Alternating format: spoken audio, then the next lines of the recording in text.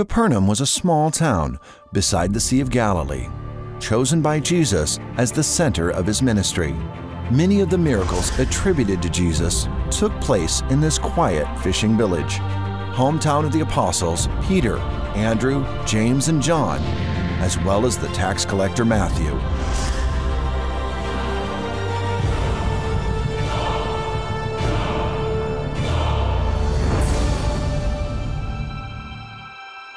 In the early 1900s, the land of Israel was desolate and empty, largely a desert. Centuries of abuse had robbed the land of its forests, vegetation, and natural beauty. In 1901, Keren Kayamet Le-Israel Jewish National Fund was established and began raising money to purchase tracts of land throughout their ancient homeland. As the guardians of the land of promise, they have now planted over 250 million trees and developed the land in many other ways. KKL-JNF also located, researched, and restored many of Israel's unique archaeological and historical sites. The land flowing with milk and honey is being restored to its former beauty. Around the Sea of Galilee are many archaeological sites important for Christians, including Capernaum, Magdala, Tabra, and others.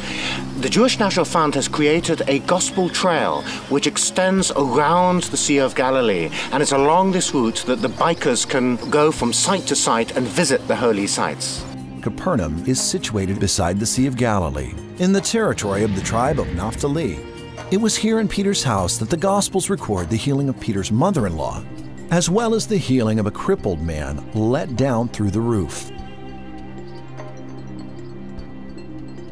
Christians have been visiting the house of Peter at Capernaum in Galilee since the dawn of pilgrimage journeys. Thanks to the testimonies they left behind, we know just which dwelling became Capernaum's first Christian house of worship. This is the house of Peter.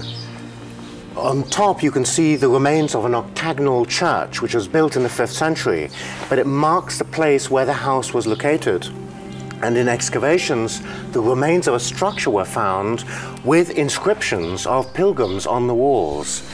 The place itself was visited by the pilgrim Egeria, and she describes the house itself, describes what goes on inside. Right at the bottom are the remains of a house dating from the 1st century. Is it the house of Peter? It would seem so. No less than 131 inscriptions adorn the walls. Jesus' name appears frequently, as does Peter's, along with crosses, pilgrims' names, prayers and blessings, written in a number of languages, including Greek and Hebrew. Eventually, in the mid-4th century, a large church was built here with Peter's house as its centerpiece.